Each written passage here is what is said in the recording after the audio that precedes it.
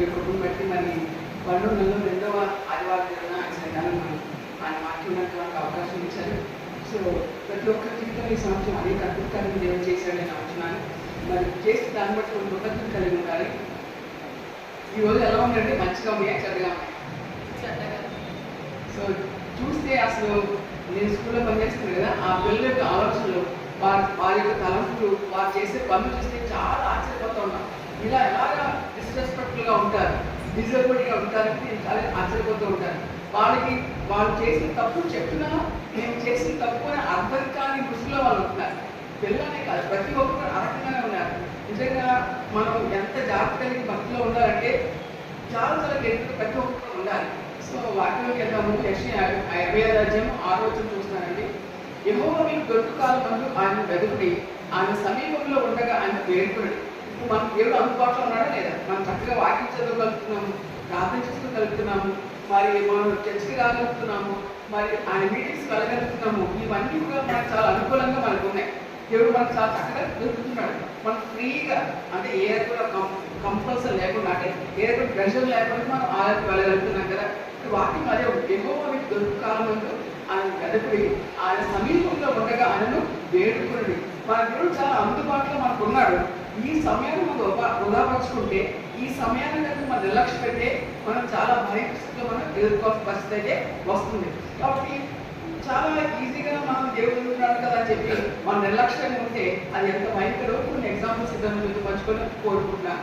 So ఇంకా 2వ చూసుకుంటే, భక్తులు తమ మార్గం విడవలను, దుష్టులు తమ తలంపులు మానవలు.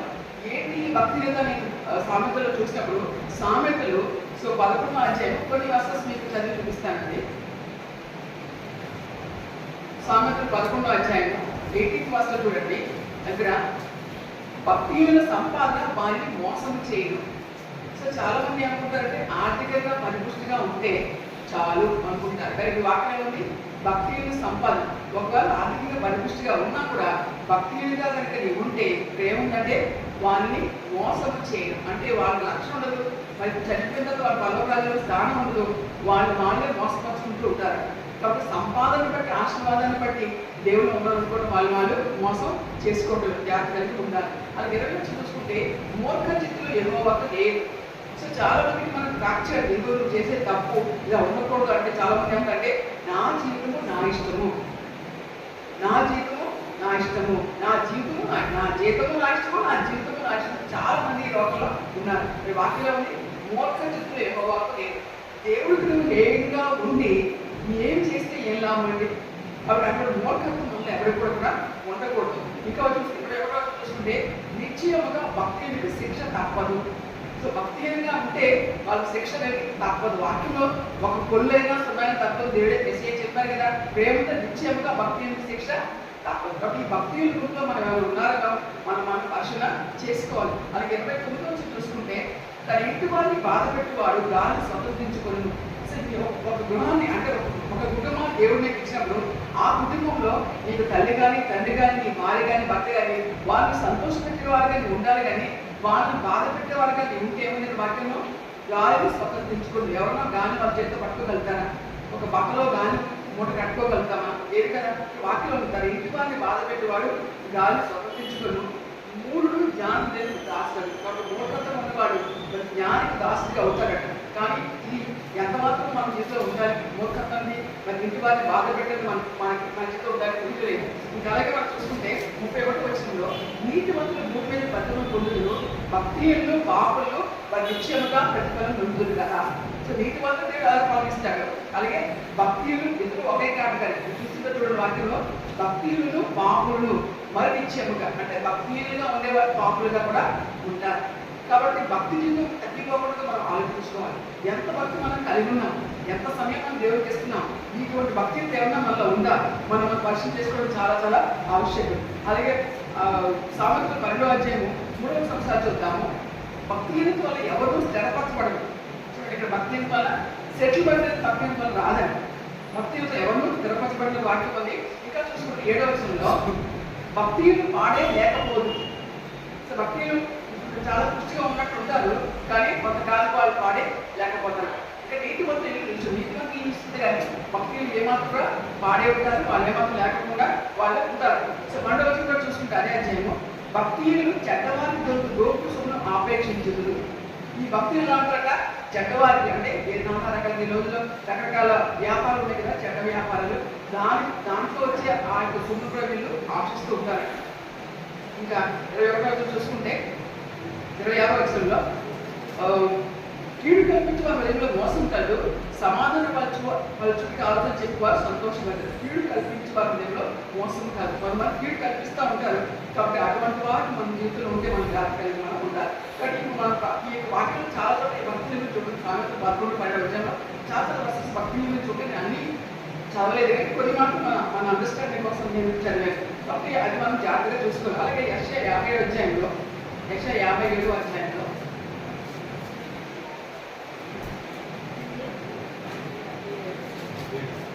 యెషయా 57 20 ఒకసారి చూద్దామండి. భక్తిహీనులు కదులుచున్న సముద్రం వంటి వారు.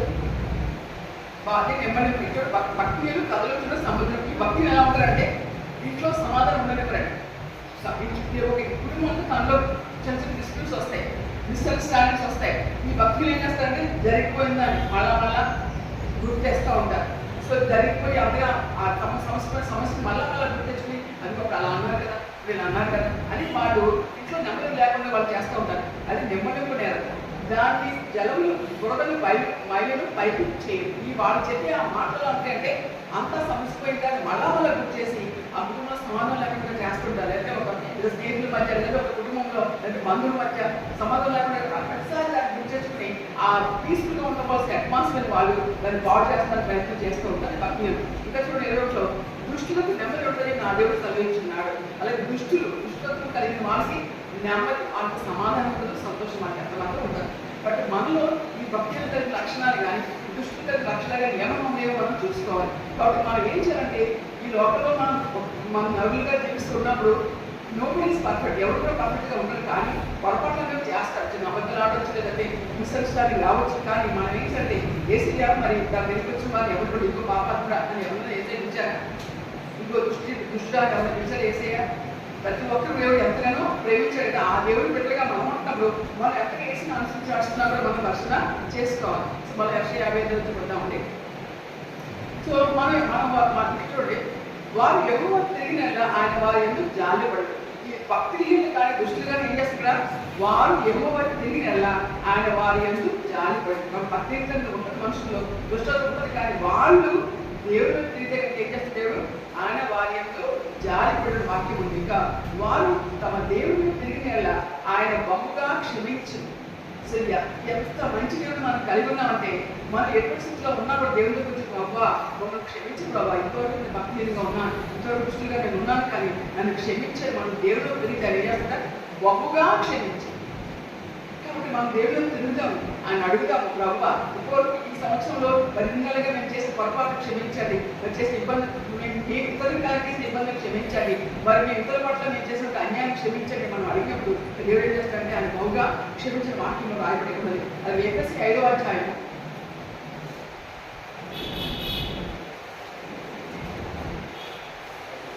10-11 వరకు వినములు చెడ్డవి కనుక మీరు సమయం పోనీక సద్వినియోగం చేసుకోవచ్చు, అజ్ఞానం అనే కాక జ్ఞానుల రక్షణకు జాగ్రత్తగా చూసుకోండి.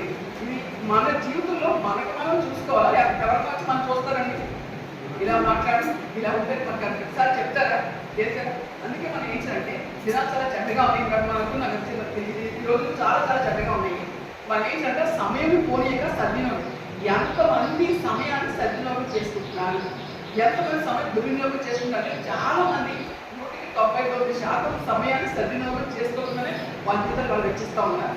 వాటిలో ఏమిటి, సమయాన్ని సద్వినియోగం అంటే సమయాన్ని మన జీవితాన్ని డెవలప్ చేసుకోవడానికి, భక్తిలో పెంపొందించడానికి, దేవుడి చిత్తాలను నిర్మించడానికి సద్వినియోగం చేసుకున్న వాటిని రాయబడేది. మనం దాన్ని ఎంతవరకు సద్వినియోగం చేసుకుంటాం చూడండి. అజ్ఞానం వలె కాక జ్ఞానం వలె నడుచుకున్నట్లు జాగ్రత్తగా చూసుకున్నది.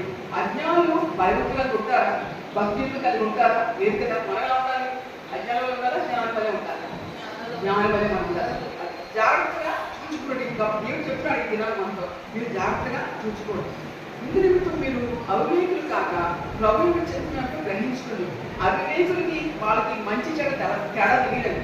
ఏం చేసినా కూడా వాళ్ళ దృష్టిలో మంచిది అనుకుంటారు, కానీ వివేకులు కలిగిన వారు మాత్రమే ఇదిగో నువ్వు చేసి తప్పకుండా దాన్ని యాక్సెప్ట్ చేస్తారు, సరి చేసుకుని ముందుకు వెళ్తారు. కానీ మనం ఏం చేయాలంటే అవివేకులు కాక ప్రభువు చెప్పినప్పుడు గ్రహించుకున్నది. కాబట్టి మనం ఏం చేసినా కూడా నా దేవుడి చిత్తమా, నా దేవుడికి సంతోషం కలిగిస్తుందా అని గ్రహించుకుని మనం ముందుకెళ్తాం, మనకి ఎంతో మంచిది. కాబట్టి లెటర్స్ ఎగ్జామ్ అవసరం మనం పరిశీలన చేసుకుందాం. ఇంతవరకు నా జీవితంలో నేను ఎంతో శ్రద్ధగా చేసుకున్నాను, ఎంతో భక్తిలో ఉన్నాను, ఎంతో భక్తిలో నేను ఉన్నాను అని మనం పరిశీలన చేసుకోవడం ఎంతో కూడా ముఖ్యం. ఇంకా అలాగే మత్తయి 7వ అధ్యాయం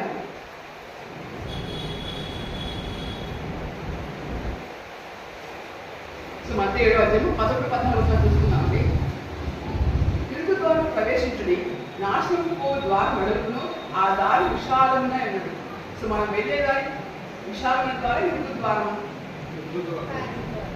దేవుళ్ళ ముందు మనం ఏం చేయాలి? అబద్ధాలు ఆడకూడదు, దొంగతనాలు చేయకూడదు, లంచం తీసుకోకూడదు, మరి సినిమాలు చిత్రాలు చేయకూడదు, జగనాట్లు మాట్లాడకూడదు. ఇవన్నీ చాలా రెస్ట్రిక్టెడ్గా మనం జీవించాలి. ఇష్టానుసారంగా మనం ఉండడానికి వెళ్ళలేదు. దాని ఎదురు ద్వారా ఉంటాయి కదా, ఎదురు ద్వారా ప్రవేశించి నాశనపు ద్వారము వెడల్పును, ఆ దారి విశాలము. నాశనపోయే దారి ఇష్టానుసారంగా జీవించవచ్చు, ఇష్టమైన చేయొచ్చు, అది విశాలమైన ద్వారం. అదేమంటుందంటే దాని ద్వారా ప్రవేశించేవారు అనేకులు. ఇరుకు ద్వారం మంచిదా, విశాల ద్వారం మంచిదా అనుకుంటే విశాల ద్వారం చాలా మంది వెళ్ళిపోతారు, అనేక మంది దాని ద్వారా వెళ్తారు. కానీ వాటిలో చూద్దాం, జీవనపు ద్వారం వెలుపును, ఆ దారి సమీపిస్తున్నది, దాన్ని కనుగొని వారు అందరే. విశాల ద్వారం అందరికీ తెలుసు. ఎలా ఎవరికైనా ఏ పిల్లకైనా నువ్వు ఇలా అబద్ధం ఆడు ఎవరు నేర్పిస్తారంటే, ఏ పిల్లకైనా ఇలా అబద్ధం ఆడు అని ఎవరైనా నేర్పిస్తారా? ఇలా దొంగతనం చేసి ఎవరైనా నేర్పిస్తారా? ఎవరు నేర్పించారు కదా, ఆటోమేటిక్గా వాళ్ళు ఆ యొక్క మార్గం వెళ్ళిపోతూ ఉంటారు. సో అలా చేసినప్పుడు వాళ్ళు తల్లిదండ్రులు గద్దించి, టీచర్లు గద్దించి ఇదిగోలు మంచిది కాదు చెప్తే చాలా కొంతమంది కరెక్ట్ చేసుకుని ముందుకు వెళ్తారు. కానీ చాలా మంది కరెక్ట్ చేసుకుని ఇలాగే వెళ్తారు, నాశనం అలా వెళ్ళిపోతారు. అలా వెళ్ళినప్పుడు వాళ్ళు ఎలా వెళ్ళిపోతారు? నాశనం వెళ్ళిపోతారు, చివరికి నరకానికి వాళ్ళు వెళ్ళిపోతారు. కాబట్టి మనము జీవులకు ద్వారంలో మనం ఉండాలి. మన ఆత్మే కాదు, మన బిడ్డల్ని పెట్టే ఆత్మ మనం పెంచాలి. కాబట్టి ఈ దానికి కనుగొని వారు కొందరే. ఈ కొందరిలో మన కుటుంబంలో ప్రతి ఒక్కరు ఉండాలి, మన సంఘంలో ప్రతి ఒక్కరు కూడా మనం ఉండాలి. అలాగే మన ఇతరుల గురించి ప్రార్థన కూడా చేయాలి. కాబట్టి ఏ దారిలో మనం ఉన్నాం, విశాలమైన దారిలో మనం వెళ్తున్నామా, ఇరుకు దారిలో మనం వెళ్తున్నామా, మన జ్ఞాపకం వాళ్ళు ఒకసారి మనం రియలైజ్ అవ్వాలి. అలాగే మార్కు 11వ అధ్యాయం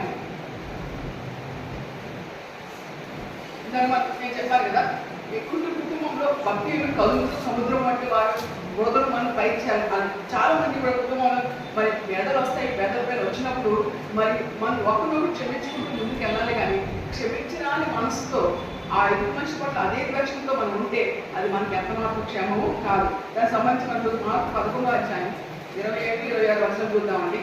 మీకు ఒకరి మీద విరోధం ఏమన్నా కలిగి ఉండేలా మీరు నిలువబడి ప్రార్థన చేయనప్పుడు ఎల్లరూ వాళ్ళని క్షమించండి. ఈ వాక్యం ఏంటంటే, మీకు ఎవరి మీద విరోధం ఉంటే కనుక మీరు నిలువబడి ప్రార్థన చేయనప్పుడు ఎల్లరూ వాడిని క్షమించాలి. ఎన్నిసార్లు మీరు ప్రార్థన చేస్తే అన్నిసార్లు కూడా వాడిని మనం క్షమించాలంట. అప్పుడు పరలోకమున మీ తండ్రి మీ పాపలను క్షమించు. మన ఇతరులు క్షమిస్తే కదా దేవుడు మన పాపను క్షమిస్తాడు. మన ఇతరులు క్షమించకుండా అదే గ్రడ్జ్, అదే ఆ యొక్క నెగిటివిటీ వాళ్ళ పట్ల మనం కలిగి ఉంటే మన పాపలు ఎలా క్షమిస్తాడు దేవుడు?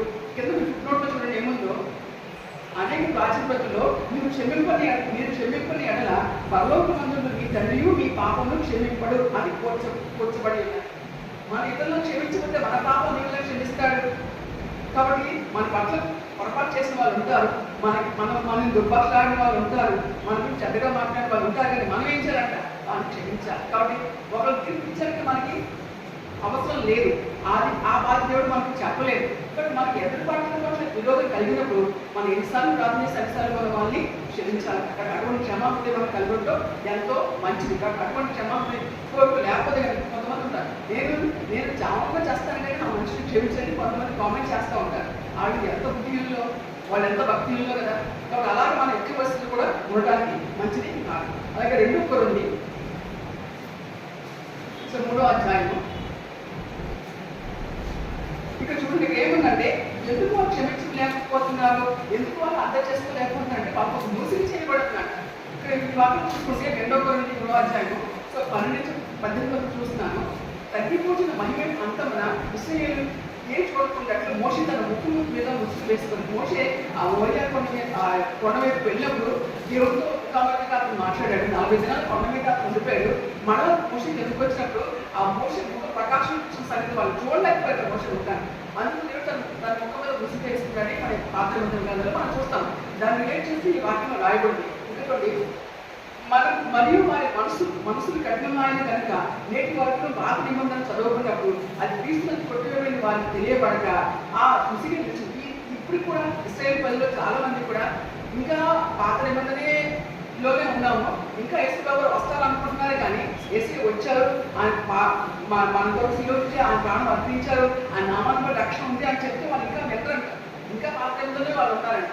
అలాగే కొంతమంది మేము ఇలాగే ఉంటామండి, లేదంటే ఇంకా మాకు ఇంకా ఇది మేము జీవించే విధానమే మంచిదండి, ఇది కరెక్ట్ అని చెప్తూ ఉంటారు. వాళ్ళు ఎలా ఉంటారంటే వాళ్ళు ఒక ముసుగులో వాళ్ళు ఉన్నట్టుగా మనం చూస్తాం. ఇంకా చూడండి, వారి మనసు కఠినమైన కనుక నేటి వరకు వారి పాత నిబంధన చదవకున్నప్పుడు అది క్రీస్తుని కొట్టుబడి వారికి తేటపరచబడక ఆ ముసుగు ఇచ్చారు.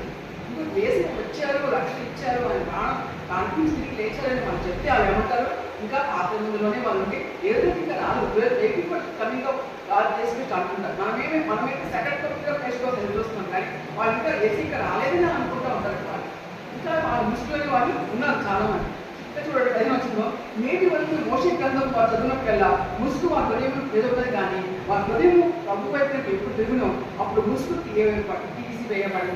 కాబట్టి చాలా మంది ఇది ప్రభు ముసుగు ఉన్నటువంటి ముసుగు ఏంటంటే నేను చేసేది కరెక్టే, నేను చేసేది చాలా చాలా పర్ఫెక్ట్ అని చాలా మంది అనుకుంటూ ఒక ముసుగులో వాళ్ళు ఉంటూ ఉంటారు. కానీ చూడు వాటిలో వారి ప్రభు వైపు ఎప్పుడు తిరిగినో అప్పుడు ముసుగు తీసివేయబడి. ఎప్పుడైతే ఇక్కడ వాటిలో వారు ఏమో తిరిగి వల్ల బహుపక్షం ఇచ్చిన మనం చదువుతున్నాం కదా, ఇక్కడ కూడా ఎవరైనా ఇటువంటి ముసుగు కలిగి ఉంది వాళ్ళు కనుక దేవుడిని తిరిగితే అప్పుడు ముసుగు తీసివేయబడుతున్నారు. మనం ఎలా ఉంటారంట, ప్రభు ఆత్మ యొక్క ఆత్మ ఎక్కడ ఉండడో అక్కడ స్వాతంత్రం ఉండదు. దేవుడు పరిశుద్ధాత్మ ఉన్నప్పుడు ఎక్కడ పరిశుద్ధాత్మ దేవుడి ఆత్మ ఉంటుందో అక్కడ స్వాతంత్రం. అంటే మనం దేవుని బిడ్డలము, ఆయన వారసులము, ఆయన ఇష్టమైన బిడ్డగా మనం చూసేప్పుడు ఆయన చేత మనం ముద్రించబడిన వారు కనుక మనకి స్వాతంత్రం ఉంటుంది. అంటే very free can go and ask God what ever you want. అంటే మీకు ఏది కావాలో ఒక కుమారుడు తన తండ్రికి వచ్చి నాకు కావాలి తప్ప తండ్రి ఆయన బిడ్డ యొక్క నెరవేరుస్తారు కదా. ఏ తండ్రి అయినా కూడా ఇప్పుడు నువ్వు నన్ను ఏమడగద్దు, నువ్వు నిమిట్లో ఉండు అని అంటారా? ఏ తండ్రి అయినా లేదు కదా. ప్రతి తండ్రి తల్లి కూడా వారి బిడ్డకి ఏది బెస్ట్ ఇవ్వాలని ఆలోచిస్తూ ఉంటారు కదా. కాబట్టి ప్రభు యొక్క ఆత్మ ఎక్కడ ఒక స్వాతంత్రం ఉండదు. మనమందరము ముసుగులేని ముఖంతో ఇందాక ఇశ్రాయేలు గురించి అనుకున్నప్పుడు వాక్యంలో మనమందరం ఇంట్లో మనం ఉన్నామా లేవా? మనమందరము ముసుగులేని ముఖంతో ప్రభు యొక్క మహిమను అర్థం వల్ల ప్రతిఫలింపచేసి మనమందరం అప్పట్లో మోషే మరి దేవుడితో మాట్లాడాలి ముఖం ఎంతో ప్రకాశించే సంగతి మన వాక్యం చదువుకున్నాం చూస్తున్నాం. కాబట్టి ఇక్కడ భాగంలో మనము పడేసాక ప్రభు యొక్క మహిమను అర్థం వల్ల ప్రతిఫలింపచేయచ్చు. అంటే మనం చూస్తున్న వాళ్ళు కూడా మన ముఖంలో దేవుడి యొక్క మహిమను ప్రతిఫలించేట్టుగా మనం ఉండాలి. అది ఎలా సాధ్యమవుతుంది? అది సాధ్యమవుతుంది మనం దేవుడితో సమయం గడిపినప్పుడు ఆ ఇష్టానుసారంగా మనం చూపించినప్పుడు ఆయన ఆచరణపరంగా మనం నడిచినప్పుడు మనం చూసి వాళ్ళు అంటారు, మీ దగ్గరికి వచ్చినప్పుడు మాకు ఒక పీస్ ఉందండి, మీ రూమ్లో వచ్చినప్పుడు మాకు పీస్ ఉందండి, మీ దగ్గర వచ్చినప్పుడు మాకు మనసులో శాంతి కలుగుతుందండి. నేను ఇలాంటి మాటలు చాలా మంది నుంచి నేను విన్నాను. నేను నా రూమ్లో ఉన్నప్పుడు మరి చాలా మంది వచ్చినప్పుడు మేడం మీ రూమ్లో వచ్చినప్పుడు మాకు చాలా పీస్ఫుల్గా అనిపిస్తుందండి అని వాళ్ళు చెప్తే నేను సంతోషిస్తూ ఉంటాను. కాబట్టి మనం కూడా దీర్ఘమై ప్రతిఫలింపచేయచ్చు, మహిమ నుండి అధికమైన పొందుచు ప్రభువు ఆత్మ చేత ఆ పోలికగానే మార్చబడుచున్నాము. కాబట్టి the amount of time which is spend with God, నువ్వు ఎంత సమయం దేవుడితో గడుపుతావో ఆ దాన్ని బట్టి దేవుడి యొక్క మహిమని నీకు ప్రతిఫలింప చేస్తావు. ఆ పోలిక దేవుడి పోలికగా మనం మార్చబడతాము. ఇక్కడ దేవుడి పోలికగా మనం మార్చబడినప్పుడు ఈ లోకంలో ఉన్నటువంటి అంటే ఈ లోకంలో మన జీవితం మహా అయితే 70, 80, 90 సంవత్సరాలు మనం జీవిస్తాము. ఆ తర్వాత ఈ లోకంలో మనం ఎవరు కూడా ఉండదు కదా. ఈ లోకం మనం విడిచిపెట్టిన వాస్తవం ఆ జ్ఞానం మనం కలిగి ఉన్నప్పుడు ఈ లోకంలో ఉన్నటువంటి ఈ లోక సంబంధం వాటి గురించి మనం మనసు ఉంచుగానే దేవుడు నా పట్ల ఏం నిర్దేశం కలిగి ఉన్నాడు, నేను దేవుడి ముందు ఇంకా ఎంత మంచిగా నేను జీవించాలి, దేవుడి నామానికి ఏ రకంగా మహిమ తేవాలి, ఆయన పని చేయాలని మనం ఆశపడాలి. లాస్ట్ వీక్ అనుకుంటా ఫస్ట్ సండే వచ్చినప్పుడు అంత ముందు చాలా వర్షం వచ్చింది. శనివారం సబ్స్క్రైబ్ ఫోన్ చేస్తే ఆవిడ వర్షం ఉందని చెప్పి ఆవిడ రాలేదు, నేను కూడా రాలేదు. ఆ రోజు నేను పడిపోయాను శనివారం. సో సరే ఆదివారం ఫస్ట్ సండే కదా, నేను కొంచెం ఫాస్ట్ అంటే శనివారం పడిపోయాను. నాకు చాలా దెబ్బ తగిలింది, చాలా ఇబ్బందిగా కూడా అనిపించింది. కానీ నేను నా దేవుడి కోసం నేను ఏదైనా పంచాలని అనుకున్నాను ఆ రోజు. సో 30వ తారీఖు నేను పడిపోయి 1వ తారీఖు ఆదివారం. సో ఆదివారం పొద్దున నేను చర్చికి వచ్చాను, ఫాస్టింగ్ ఉన్నాను. ఆ రోజు చర్చికి వచ్చి పైన చీలని కారిపోయి ఎవరూ లేదు, చాలా పైనంతా చాలా ఆ ఫ్లవర్స్ పడిపోయి చాలా దుమ్ముగా ఉంది. నేను మొత్తం అంతా వాటర్ అంతా బయటకి తుడిచేసి క్లాత్తో తుడిచేసి బెంచ్ తుడిచేసి సో ఆ బయటతో తుడిచేసి నేను అప్పుడు ఇంటికి వెళ్ళాను. సో నేను ఆశ్చర్యపోయాను, ప్రభా నేను ఈ రోజు పంచాలనుకున్నప్పుడు నాకు అంత శక్తి ఇచ్చావు. ఆ రోజు నేను చక్కగా ఉన్నాను కానీ నుంచి మళ్ళీ నాకు కొంచెం వేసగా అనిపించింది అనమాట. మన దేవుడి వరకు మనం పనిచేసినప్పుడు ఆయన మనకు సహాయం చేస్తాను. సో దేవుడి వరకు మనం ఏమైనా చేస్తున్నామా, ఆయన వరకు మనం ముందు నేను వచ్చినప్పుడు నేను కొంచెం చచ్చిగా నాకంటే ముందు చచ్చిపోయారు. ఆవిడే మొత్తం పూర్తి చేసి ఇంట్లో పెట్టారు. ఎవ్రీ వీక్ ఆవిడే చేస్తుంటారు. బట్ లాస్ట్ అంటే అలా అయిందనమాట. దేవుడి వరకు మనం పంచారు. అలాగే నిన్ను కూడా వెంటనే వచ్చి చూపెట్టి అన్ని బిగించారు. నా కోసం నేను దేవుడు వాళ్ళే కూడా మన అందరూ కూడా బాధ్యతలు ఉంటాను. దేవుడు ఏ చిన్న పని చేసి కూడా మనకు ఎంతో సంతోషం. ఇంట్లో మన ఇంట్లో మనం పనులు చేసుకుంటాం కదా, ఆలయంలో కూడా మనం ఏదైనా చేసినప్పుడు ఆ దేవుడికి ఎంతో మరి మనం దేవుడు చేస్తున్న అవకాశాలు మనం ఇచ్చాడు మనం అనుకోవాలి. అటువంటి ఆ యొక్క సంస్కృతి పట్టుబడి కలిగి ఉంటే మనకి మంచిది. ఇంకా చూసుకుంటే ఇలాగే మనం ప్రభు యొక్క ఆత్మను మనం ప్రతిఫలింప చేయొచ్చు. మరి ఆయన మహిమ కొంచెం అధిక వర్గంలోకి మనం వెళ్ళాలి. అంటే ఇంతకు ముందు మనం కూడా క్రైస్తవ అంటే భక్తి జీవితాల కన్నా ఇంకా డెవలప్గా మనం ఉండాలి కానీ ఇంకా దిగజారిపోకూడదు. సో భక్తి జీవితంలో మనం ఇంకా డెవలప్ అంటే పెంచుకొని వెళ్ళాలి కానీ ఇంకా దిగజారిపోకూడదు అనమాట. కాబట్టి మనం కూడా సమస్యలు మా కోసం ప్రార్థన చేయండి, వాళ్ళని అడగడం కాదు కానీ నా సమస్య నేనే నా దేవుడి దగ్గర ప్రార్థన చేసుకుని నేను సమాధానం పొందుతాను చెప్పి అనుకోవాలి. నేను ప్రతిరోజు చాలాసార్లు స్కూల్కి వెళ్ళినప్పుడు ఈ మాట అనుకుంటుంటాను కదా, నా దగ్గరికి ఏ సమస్య వచ్చినా నీవే ఆ సమస్య పరిష్కరించడానికి సహాయం చేయడానికి ప్రార్థన చేసుకుంటాను. నేను కూడా ఆ ప్రార్థన చేసుకుని స్కూల్కి వెళ్ళాను. సో నేను సాయంత్రం నేను అంతా అయిపోయింది. స్కూల్ నుంచి ఇంటికి పోతాను. నేను బయటకి వచ్చాను. నా బయటకి నేను వచ్చినప్పుడు ఒక 10th స్టాండర్డ్ పరిగెత్తుకుంటూ వచ్చి మేడం 3rd క్లాస్ ఒక అమ్మాయి ఇంటికి వెళ్ళలేదంట, వాళ్ళ మధ్యలో అక్కడ వెతుకుతున్నారు, ఆవిడ తొందరగా పడతారని చెప్పగానే నాకు ఇంకా చాలా కంగారు అనిపించింది. 3rd క్లాస్ అమ్మాయి ఇంటికి వెళ్ళలేదంటే ఎలా ఫేస్ చేయాలి నేను అనుకున్నాను. సో వాళ్ళ మధ్యలో రమ్మంటే ఆవిడ వచ్చారు. వచ్చి ఈ ప్రార్థన మనసులో గుర్తించుకున్న ప్రభావ నా దగ్గరికి ఏ సమస్య వచ్చినా నువ్వు పరిష్కరిస్తా అన్నావు కదా అని ఆ ప్రయత్నించినగా నేను జ్ఞాపకం చేసుకున్నాను. ఆవిడ రోజు నా దగ్గరికి వస్తున్నారు. వచ్చినప్పటికీ నేను అడిగాను, అమ్మ అప్పటికి యాక్చువల్ స్కూల్కి వెళ్తే వదిలేస్తారు, ఇప్పటికి అంతా 1 month అంతా అయిపోతుంది. అమ్మ ఇంత లేట్గా వచ్చినాను మీరు అంటే, అవునండి నేను చెప్తున్నానండి మా అమ్మ ఎక్కడ బ్యాగ్ అయితే ఉండదు, బుక్స్ అయితే ఉన్నాయి కానీ నాకు కనిపించట్లేదు మేడం గారు అని చెప్తుంది ఆ పేరు. ఇంట్లోకి ఆవిడ అక్కడ మాట్లాడుతుంది. ఆవిడ ఫోన్ కాల్ వచ్చింది. ఫోన్ కాల్ ఇచ్చి వాళ్ళ ఆయన ఆవిడ చేశారంట. ఎవరు చేశారు ఫోన్ అంటే స్కూల్లో టీచర్ దగ్గర ఆపుతుందంట. ఆ బాబుకి ఆ టీచర్ ఫోన్ చేసి మీ స్కూల్లో ఇంకా అమ్మాయి నా రూమ్లోనే ఉంది, ఇంకా తీసుకెళ్ళట్లేదు అని చెప్పి ఆ పేరెంట్ టీచర్ కాల్ చేశారంట. అప్పుడు ఆ ఫోన్ చేసి ఆవిడ నాతో అన్నారు, మేడం ఇప్పుడే నాకు ఫోన్ వచ్చిందని మా హస్బెండ్కి ఫోన్ చేసిన టీచర్ లోపల ఉన్నందుకు పాప అని చెప్పారు. నేను ఏమీ యాక్షన్ తీసుకోకుండా నేను అప్పటికప్పుడు పరిష్కరించాను. యూఎస్ఏ అనుకుని చెప్పి నా బడిలో ఎందుకు వచ్చారు. అలాగే నిజంగా అనేక సమయాల్లో నేను అనుభవిస్తూ ఉంటాను దేవుడు చేసిన గొప్ప కార్యాలు. ప్రధాని బట్టి మనం దేవుడు శుద్ధించాలి. దేవుడు చిన్న చేసినప్పుడు దేవుడు శుద్ధించండి, ఆయన మహిమపరచండి, దేవుడు థ్యాంక్స్ చెప్పండి. దాన్ని బట్టి మన దేవుడు అంటే అనుభవం మనం కలిగి ఉంటాం. ఇంకా మనం ముందుకెళ్తే ఫిలిప్పీ 4వ అధ్యాయం. సో 4-7 చదువుతున్నాను. ఎల్లప్పుడూ ప్రభుని ఆనందించి మళ్ళీ చెబుతూ దేని బట్టి మనం ఆనందిస్తున్నాం, ఎవరు బట్టి మనం ఆనందిస్తున్నాం. ఇక్కడ వాక్యం ఏమిటంటే ప్రభువులకు ఆనందించి మరలా చెప్తూ అందుకు 2 సార్లు చెప్పాడు. ఇక్కడ ఒకసారి చెప్పుకోవచ్చు కదా, కానీ 2 సార్లు చెప్పండి మనం ఖచ్చితంగా పాటించాలని అర్థం. ప్రభువులకు ఆనందించి మరలా చెప్పుతూ ఆనందించి. కాబట్టి మన ఆనందం దేని బట్టి, దేని మీద మన ఆనందం ఉంది, ప్రభువుని బట్టి మనం ఆనందిస్తామా. ఇంత ఒక రక్షణ మనకి ఇచ్చాడు ఆయన. మరి ఈ లోపల నరకంలో మనం వెళ్ళిపోకుండా పరలోకంలో ఉంటారు కానీ మనకు అవకాశం ఇచ్చాడు. ఇంత గొప్ప కృప ఆయన మనకి ఇచ్చాడు. ఇంత ఫ్రీగా ఆయన స్తుతించడానికి ఆయన మనకు సహాయం చేశాడు. మనం ఆయన బట్టి ఆనందిస్తున్నాము. మనం చెప్తే ఆనందించండి. ఈ సహనంలో సకల జనులకు తెలియబడియాడు. మనం ఈ లోకంలో మనం మంచిగా జీవితానికి చాలా సహనం కూడా మనకు కావాలండి. ఓర్చుకునే తత్వం కూడా మనకు కావాలి. మరి యేసయ్య ఆ సిలువ మీద మన ఇష్టానుసారంగా వాళ్ళు మరి ఆ సిలువ ఎక్కడానికి ముందు గొడవలతో ఆయన కొట్టారు, నానా రకాలుగా మాట్లాడారు, ఆయన ముఖంలో ఉమ్ము వేశారు, మరి చేతుల్ని కాళ్ళ మేకులతో కొట్టివేసినప్పుడు ఆయన ఎక్కడైనా తన సహనాన్ని కోల్పోయిన వాటిలో ఉందా? ఇంకా ఏమన్నా వేసా తండ్రి మీరు ఏం చేస్తున్నారు కానీ వెళ్ళి వెలుగురు కనుక వెళ్ళి క్షమించమని చెప్పారు కదా. అటువంటి సహనం, అంత సహనం మనకి రాదేమో కానీ కొంత మనకు వస్తుంది కదా. ఈ సహనం సకల జన్మకు తెలియబడ్డాడు. ప్రభు సమీపముగా ఉన్నాడు.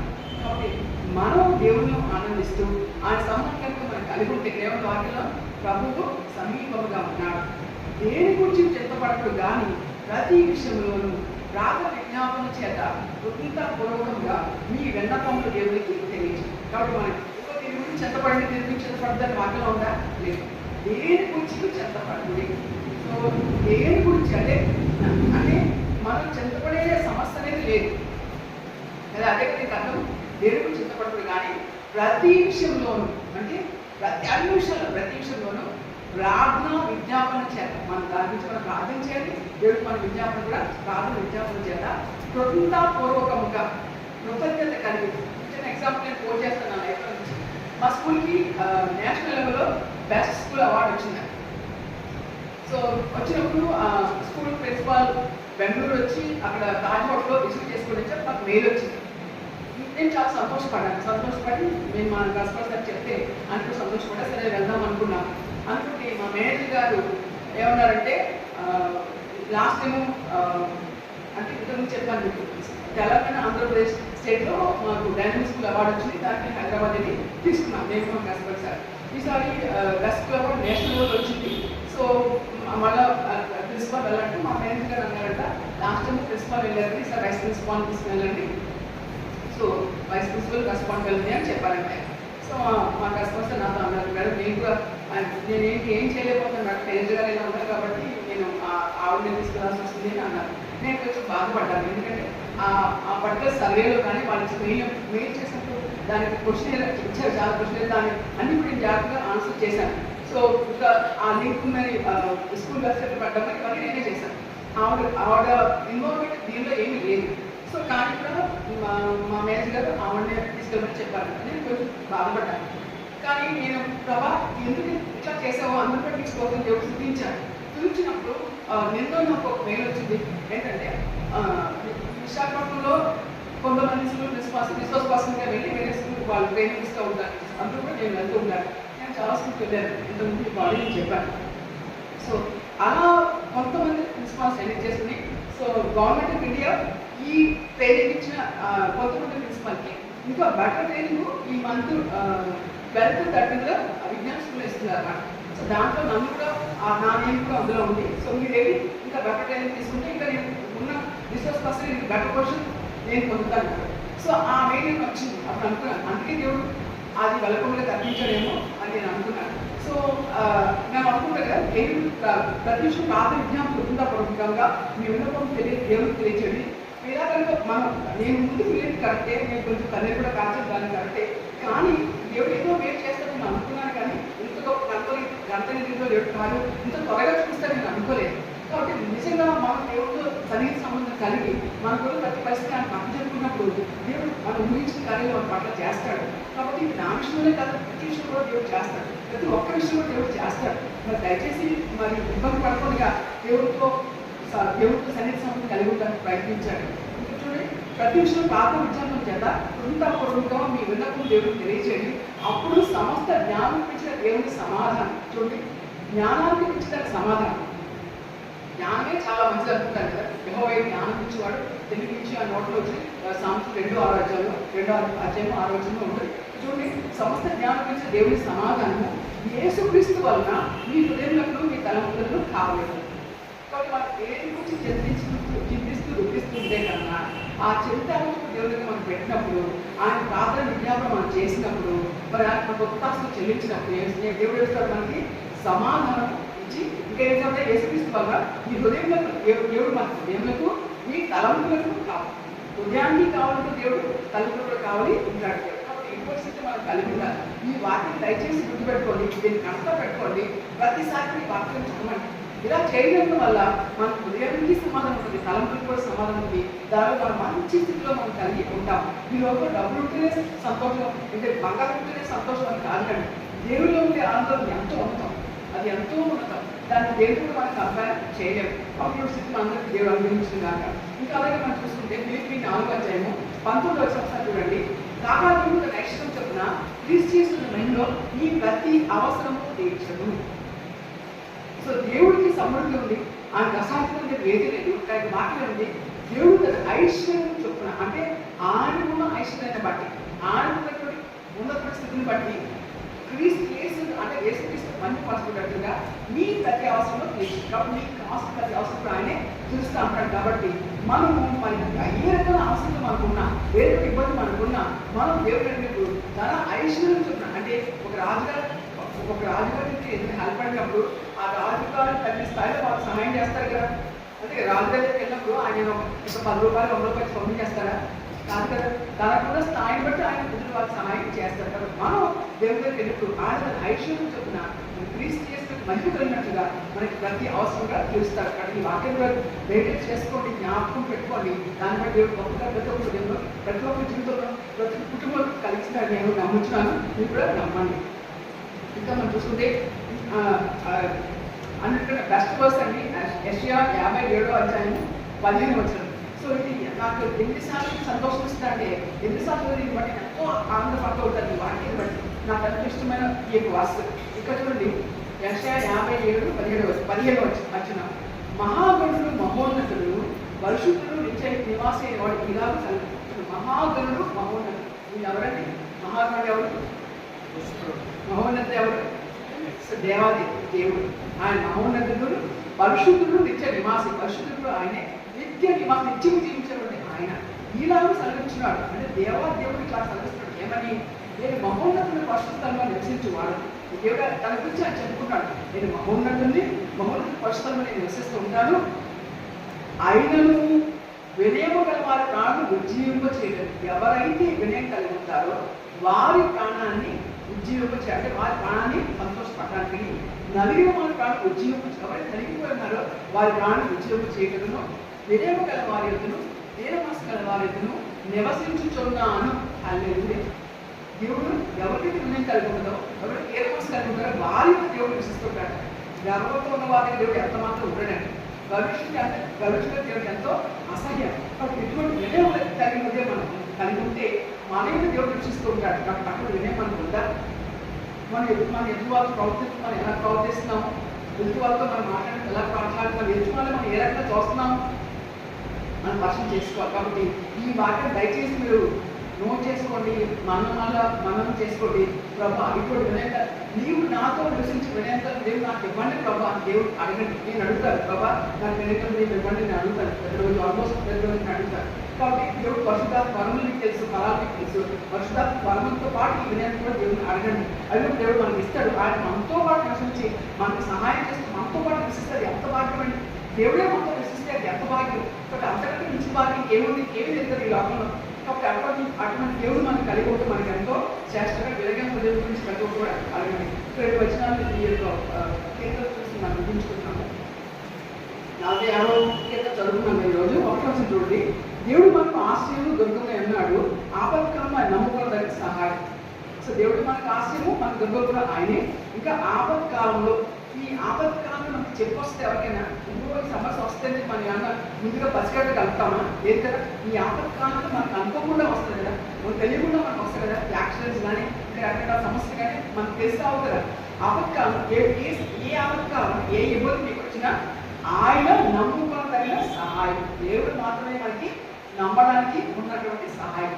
ఇటువంటి దేవుడు మనకి కలిగినప్పుడు మిగతా వాళ్ళకంటే మనం ఎంత జ్ఞానంగా ఉండాలి, మిగతా వాళ్ళకి ఎంతమంది ఆశ్రయించబడి ఉండాలి, మిగతా వాళ్ళకి ఎంతమంది సమాధానం కలిగి ఉండాలి, సమృద్ధి కలిగి ఉండాలి. కాబట్టి అటువంటి దేవుడు మనం కలిగి ఉన్నాము. అటువంటి స్థితిలో మనం ఉండాలంటే దేవుడు మనం ఆశ్రయించాలి, ఆయన మనం దొంగగా ఎంచుకోవాలి, ఆయన పట్ల మనకు పరిపూర్ణటువంటి విశ్వాసంగా మనం కలిగి ఉండాలి. ఇంకా అదే అధ్యాయం మనం చూసుకుంటే 11వ వచనంలో సైన్యములకు యెహోవా మనకు తోడై ఉన్నాడు, యాకోబు దేవుడు మనకు ఆశ్రయం అన్నాడు. సైన్యములకు అధిపతి యెహోవా మనకు తోడై ఉన్నాడు. దేవుడే మనకి తోడుగా ఉన్నాడు. చూడండి, యాకోబు యొక్క దేవుడు మనకు ఆశ్రయం, ఆయనే మనకు తోడు, ఆయన మనకు ఆశ్రయం. కాబట్టి మీ ప్రాణాన్ని, మీ జీవితాన్ని ఈ వాక్యాలు ఎదుగుబడి చదువుకుంటూ మీరు ధైర్యపరచుకోండి. అంటే మన పూర్తి దేవుడు నిజమైన దేవుడు కదా. మన దేవుడు వినాలాగా కళ్ళు చూడకుండా కాదు, చూడండి కలుపుకుండా కాదు, మన పూర్తి నిజమైన దేవుడు. కాబట్టి అటువంటి దేవుడు మనకి ఆశ్రయంగా, మనకు దొరకంగా ఉంటే అంత గొప్ప దేవుడు మనకి ఆశ్రయంగా దొరకంగా మనం ఉంచుకుని మనం ఎందుకు తిరుగుపడాలి, ఎందుకు నిరాశపడాలి? కాబట్టి మన వినయం కోసం మనం ప్రార్థన చేద్దాం, దేవుడు గొప్పగా మనం వేడుకుందాము. మనం ఎప్పుడైతే ఆయన పట్టు మనం తిరుగుతామో మరి ఆయన గొప్పగా మన పట్ల చేస్తాను చూద్దాము. అలాగే యెషయా ఇంకా కంటిన్యూ చేద్దామండి. యెషయా 55వ అధ్యాయం ఏడు వచ్చి మా లాస్ట్ వచ్చి వారు మన దేవుడు తిన్నట్టు ఆయన బహుగా క్షమించి ఎవరైతే దేవుడు వారు క్షమించారు చెప్తుంది వాక్యంలో రాబడింది. ఇంకా నా తలుపులు మీ తలుపుల వంటివి కావు, మీ త్రోవలు నా త్రోవల వంటివి కావు, ఇదే యెహోవా వాక్కు. ఇలాగ మనం ఏదైతే దేవుని ఆరాధన చేసాం అది అర్థమైనప్పుడు వాక్యం ఏముందంటే నా తలుపులు మీ తలుపులు, దేవుడి తలుపులు ప్రతి మనిషి పట్ల ఎంతో ఎంతో ఎంతో ఉత్సాహంగా ఉంది. ఆయన తలంపులు ఆయన ఆలోచన మన పట్ల ఎంతో గొప్పగా ఉంది. ఇంకా చూడండి మీ త్రోవలు నా త్రోవలు వంటివి కావు, ఇదే యెహోవా వాక్కు. ఎలా ఉంటుందా మన ఆలోచనకి మన తలుపుకి దేవుడికి డిఫరెన్స్ ఏంటంటే చూడండి 9వ వచనంలో ఆకాశం భూమిపైన ఎంత ఎత్తుగా ఉన్నావో మీ మార్గం కంటే నా మార్గములు, మీ తలుపుల కంటే నా తలుపులు అంత ఎత్తుగా ఉన్నాయి. ఆకాశం భూమికి ఎంత ఎత్తండి? ఎవరన్నా ఎక్కి ఆకాశం పట్టుకోగలుగుతారా? కనీసం విమానాలైనా ఆకాశం మనం పట్టుకోలేదు కదా. ఆకాశం భూమికి ఎంత ఎత్తుందో అలాగే మీ మార్గం కంటే మన మార్గం కంటే ఆయన మార్గంలో, అలాగే మీ తలుపులు కంటే నా తలుపులు మనం అనుకుంటాం. ఒక 1000 రూపాయలు వస్తే బాగుంటుంది కదా అనుకుంటుంది. కానీ దేవుడు అనేక లక్షలు ఇచ్చేటప్పుడు సామాజిక దేవుడు కదా. కాబట్టి అటువంటి దేవుడు మనం కలిగి ఉన్నాం. అంత గొప్ప తలుపులు దేవుడు మన పట్ల కలిగి ఉన్నారు.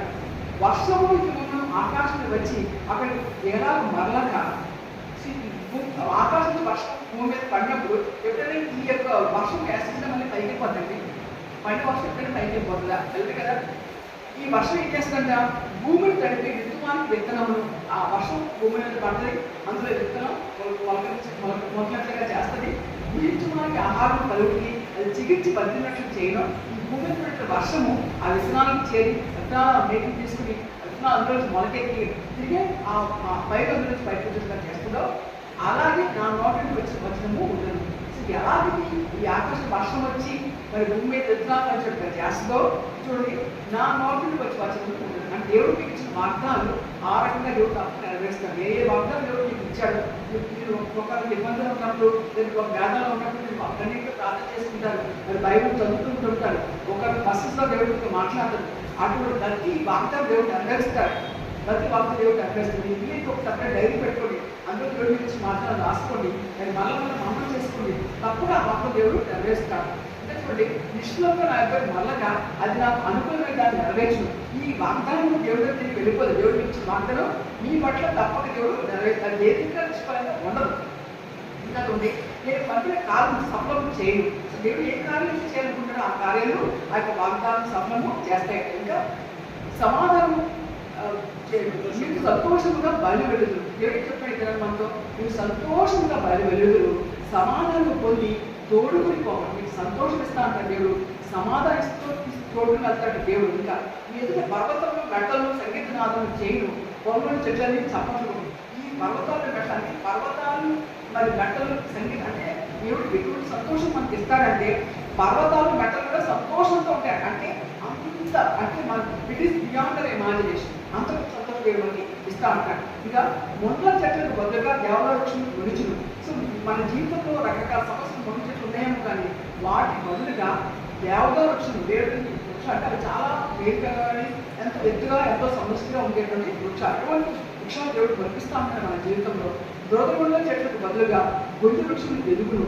మరి దూరగుండ చెట్లను అవి పనికిరావు కానీ దాని స్నానం దేవుడు ఏం చేస్తుంది? గొంతు వృక్షం ఎదుగును. ఇటువంటి వృక్షాలు మన జీవితంలో వినిపిస్తానని చెప్తున్నాను ఈ రోజున మనకి. అది ఎగువ ఖ్యాతిగాను ఆయన కొట్టివేట నిత్యమైన జ్ఞాపక సూచనగాను ఉంది. సో ప్రతి మనిషి జీవితం కూడా దేవునికి అప్పగించుకున్నప్పుడు ఆయన ప్రకారం మనం జీవించినప్పుడు ఎలా ఉంటుందా? దేవుడికి ఖ్యాతినట్టుగా మన జీవితం ఉంటుంది. దేవుడికి ఖ్యాతినట్టుగా మీ కుటుంబం ఉంటుంది. ఇక్కడ తులసికి మనం కవర్ చేస్తా అని చెప్పి మాట్లాడుతుంది. ఇంకా ఆయనకు కొట్టువేట నిత్యమైన జ్ఞాపక సూచనగాను ఉంటుంది.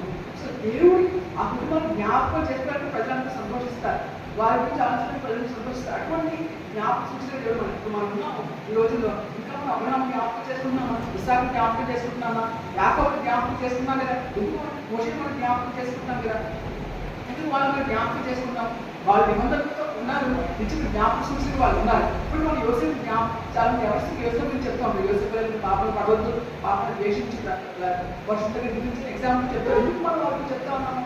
నిత్య జ్ఞాపక సూచనగా వాళ్ళు ఉన్నారు కాబట్టి. అటువంటి దేవుడు మనలో ప్రతి ఒక్కరూ ఉంచుతాడు. కాబట్టి విశ్వాసం కలిగి ఉండండి. ఈ వాక్యం చెప్పడానికి ఈ యొక్క వర్సెస్ అయితే జ్ఞాపకం చేసి వినయంతో ప్రార్థించండి, ఇతరులు క్షమించండి, దేవుడికి సన్నిధానం కలిగి ఉండండి. భక్తి వల్ల కాకుండా భక్తి కలిగిన జీవితం కలిగి ఉంటే కనుక గొప్పగా దేవుడు మన పట్ల చేస్తాడు. ఈ సంవత్సరం ఆఖరికి మనం వచ్చాం కాబట్టి ఈ మిగిలిన దేవుడు ఆయన కాపులు ఇస్తాడు. మరి ఇక రాబో సంవత్సరంలో గొప్ప మేలుతో గొప్ప ఆశీర్వాదం దేవుడు మనం నింపాలంటే దగ్గర నుంచి దేవుడు అడగండి, ప్రార్థించండి. ఇప్పుడు ఏ అంశాలు ఇద్దరని మనం వాటిలో జ్ఞాపకం చేసుకున్నాం, వాటిని కూడా ఎత్తి పెట్టుకుని దేవుడితో సమయం గడపండి. మరి సమయాన్ని మనం ఏం చేయాలో సద్వినియోగం చేసుకోకూడదు. సద్వినియోగం చేసుకుంది కదా, ఇంకా సమయం సద్వినియోగం చేసుకుని దేవుడిలో ముందుకెళ్ళినప్పుడు అది గొప్పగా దేవుడు మన పట్ల చేస్తున్నప్పుడు ప్రార్థన చేసుకుంటుంది. మీకు కృపా కనికరం కలిగించండి. వాచన దేవా ఈ ప్రశస్తమైన ఈ గడిని బట్టి ఈ కృపను బట్టి ప్రభా నీ నామాన్ని బట్టి ఈ యొక్క కాలంలో నీ వాక్యం మరి విడతానికి మాకు అవకాశం ఇచ్చారు ప్రభా. ఈ చెప్పబడిన వాక్యం ఎక్కడ వృధాపరచబడకుండా మంచి జ్ఞానం చెప్తున్నాం. ప్రతి ఒక్క హృదయంలో ముఖ్యంగా తరగతులుగా యువతలకు పలిచినట్టుగా కొత్త సహాయం చేయించండి. ప్రతి బిడ్డకి మనం మీకు తెలుసు కనుక, ప్రతి హృదయాంతం మీకు తెలుసు కనుక ఈవిడ ఎటువంటి ఇబ్బందులు ఉన్నారో వారి ఇబ్బందులు దయచేసి ప్రభావ తీసివేసి ప్రతి ఒక్కరు గొప్ప సంతోషాన్ని, గొప్ప ఆనందాన్ని, గొప్ప మేలుతో తృప్తిపరిచి ప్రతి ఒక్కరు నేను చేసిన మేలు బట్టి మీరు బహుగా స్థితించినట్టుగా, కనపరిచినట్టుగా, కొనియాడపడినట్టుగా అవకాశం అనుభవించమని మిగిలిన దినాలు కూడా మేము నా భయంకరంగా చూపిస్తూ రాబో సంవత్సరంలో వచ్చే సంవత్సరం కూడా మిమ్మల్ని ఎక్కడికి కనపరిచినట్లుగా మేము మీ నామంలో శాశ్వతమైన జ్ఞాపక సూచిగా ఉన్నట్టుగా అన్నింటిలో మాకు మొత్తం స్థిరపడి చేయమని యేసుక్రీస్తు ప్రశస్త నామాన్ని అడిగి వేడుకుంటున్నాను.